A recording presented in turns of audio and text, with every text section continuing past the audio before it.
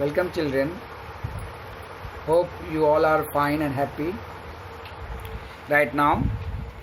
And today's class is based on the packing of DNA helix. Means today's topic is the packing of DNA helix, and it is the part number 3 of lesson number 6, molecular basis of inheritance.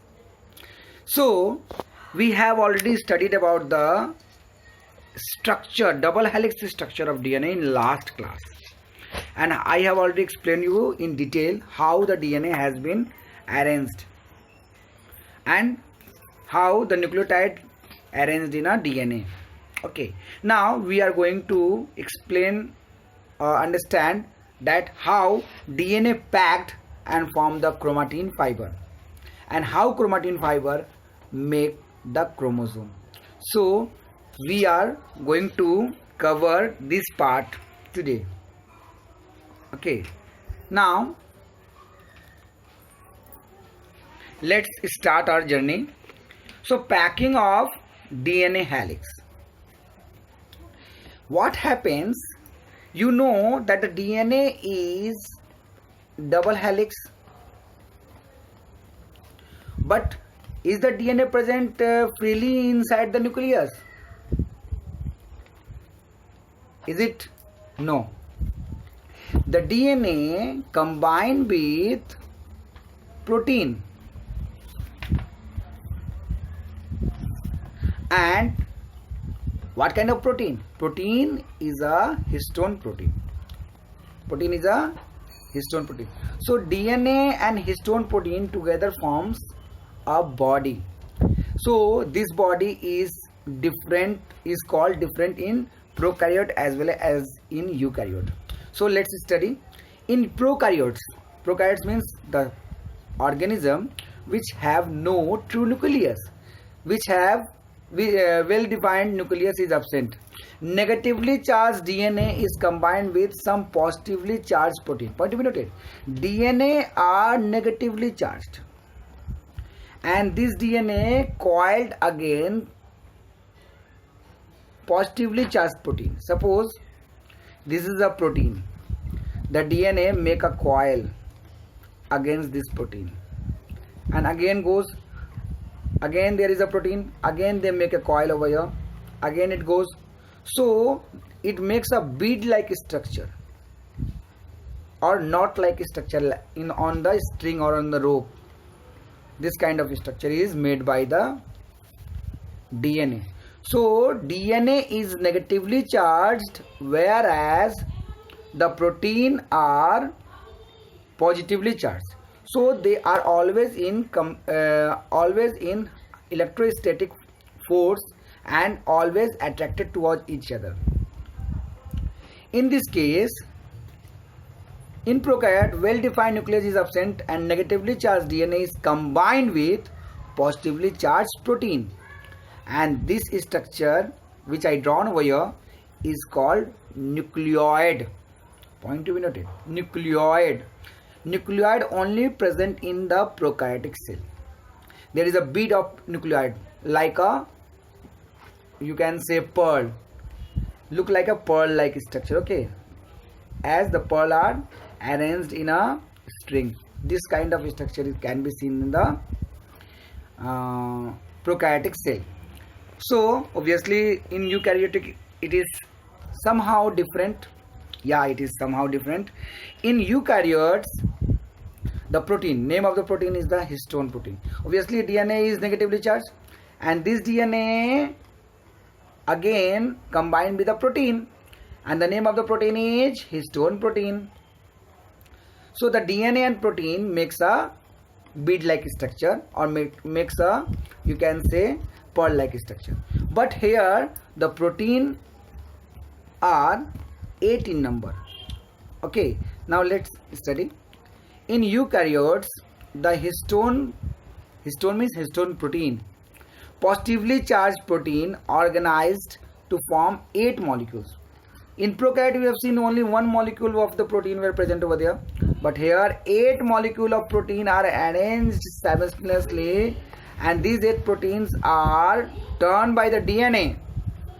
Means the DNA make 2.5 turn around the 8 molecule of histone. Once again I am repeating, there is a 8 molecule of histone, and this 8 molecule of histone is wrapped by DNA. This is the DNA wrapped by DNA. It is about 2 whole 1/2 turn, means DNA makes a 2.5 turn around the 8 molecule of histone protein, and this structure is called nucleosome. So what is the main difference between nucleoids and nucleosome? In nucleoid you have seen a single molecule of protein is present, and that is wrapped by turned by DNA. Here the DNA turn around the 8 molecule of histone protein, and how many turns it makes? It makes about 2.5 turn. It is actually 2 whole 3/4 turn, but many books has written in different way. That's why I have given a very simple and very universal answer, that is 2.5 turn. Next, the negatively charged DNA is wrapped around the histone octamer. Octamer means 8 molecules of histone, and it is called nucleosome. Point to be noted. Don't confuse with nucleolus. Nucleosome is a structure where a double helix DNA wrap the 8 molecule of histone protein. 8 molecule of histone protein. Point to be noted. Now, what kind of histone protein is present? So, what is the basic composition of histone protein? The basic composition of histone protein is the lysine and arginine. Here, histone are rich in the basic amino acid, and the amino acid, name of the amino acid is lysine and arginine. Both the amino acid residue carry positive charges. I think you understood that DNA is a negatively charged, and this negative charge attract toward the positive charge of the protein, that is histone protein, and the basic component of the histone protein is arginine and lysine. So a single nucleosome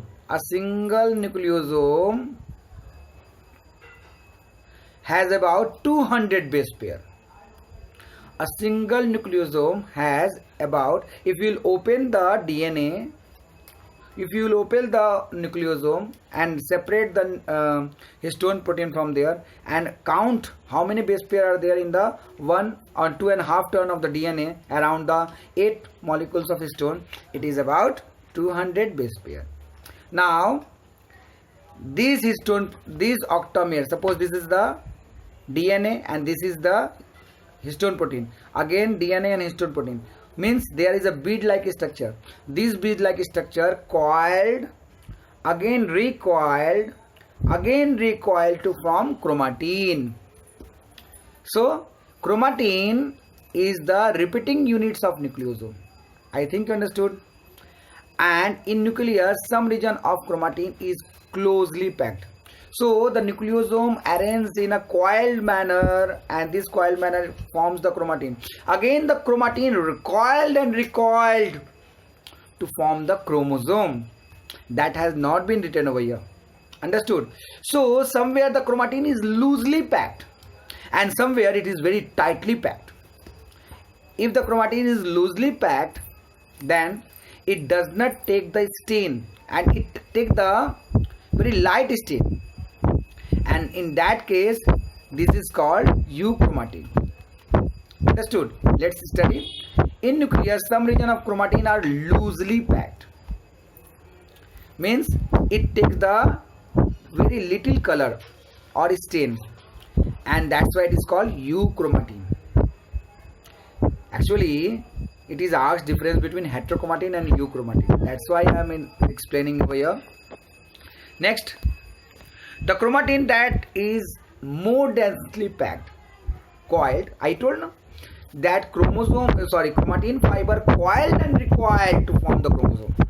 So it may can coil loosely or it may can coil tightly. So if make a coil tightly against each other, then it can take the stain.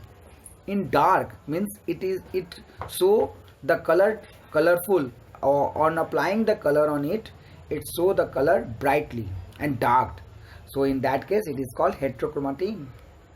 Euchromatin is transcriptionally active chromatin, whereas heterochromatin is inactive. So euchromatin is active. Or what is transcription? I will explain it later. Transcription means formation of RNA from DNA. So DNA when help in the formation of RNA, this is called transcription. So euchromatin help in the formation of DNA very actively, whereas RNA very actively, whereas the heterochromatin inactive in that manner. So it is the end of our class for today. I think you have understood this part. I have made the classes small so that you cannot hurdle to catch the studies. That's why I make it easy to understand, and in a very short span of time it is made to make you understand about that. Okay, so make the notes and try to understand. If you have getting any kind of problem regarding understanding, you can ask me anytime. You know it well. I think you understood. Bye bye. Thank you.